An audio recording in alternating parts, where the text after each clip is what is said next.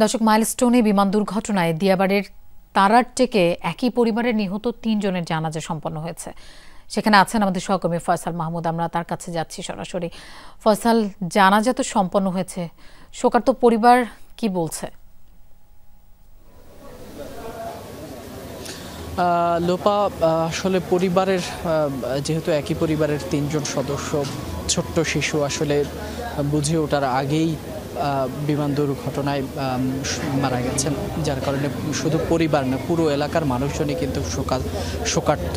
প্রত্যেকেই এই জানাজায় এসেছেন। এলাকার প্রায় হাজার হাজার মানুষ ছোট এই তিনটি শিশুর জানাজায় অংশ নিয়েছেন এবং তারা সকলেই আসলে বলছেন কেন এই দুর্ঘটনা, কেন এই আবাসিক এলাকার উপর দিয়ে কেন যুদ্ধ বিমান বা প্রশিক্ষণ বিমান চলাচল করে কিংবা প্রশিক্ষণ গ্রহণ করা হয়, এটি নিয়ে তারা আসলে প্রশ্ন তুলছেন এবং খুব ক্ষুব্ধ এলাকাবাসী। তারা আসলে এটির একটি সুষ্ঠু তদন্ত চান, কেন এই ধরনের ঘটনা ঘটলো, এতগুলো ছোট সন্তান শিশু আসলে মারা গেল।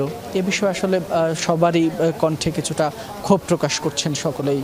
তবে আমরা এখানে পরিবারের সাথে কথা বলার চেষ্টা করেছি। আসলে তারা যেমনটি বলছেন যে আসলে তাদের সন্তানদের হায়াত এতটুকুই ছিল, যার কারণে হয়তো তাদের এখানেই তাদের জীবনের পরিসমাপ্তি ঘটেছে। তবুও তারা আসলে সরকারের প্রতি অনুরোধ জানিয়েছেন। তারা বলছেন যে এই ধরনের দুর্ঘটনা যাতে না ঘটে, ভবিষ্যতে যাতে সরকার আরও পদক্ষেপ নেন সে বিষয়ে তারা কথা বলছেন। তার পাশাপাশি তারা বলছেন এখানে আসলে তারা বলছেন যে আসলে এই ধরনের দুর্ঘটনায় সত্যিকারের সংবাদের বিষয়ে তারা অনেকে প্রশ্ন তুলছেন যে সেখানে আসলে নিহতের সংখ্যা নিয়েও এক ধরনের লুকোচুরি করা হচ্ছে। তো সেই বিষয়গুলো নিয়েও তারা প্রশ্ন তুলছেন। আপনারা দেখছেন যে জানাজার পরপরই কিন্তু মসজিদ প্রাঙ্গণেই সেই ৩ জন ছোট্ট শিশু তাদেরকে সমাহিত করা হয়েছে এবং সেখানে কিন্তু সেই তাদেরকে দাফনের যে কাজগুলো রয়েছে সেগুলোও করা হচ্ছে।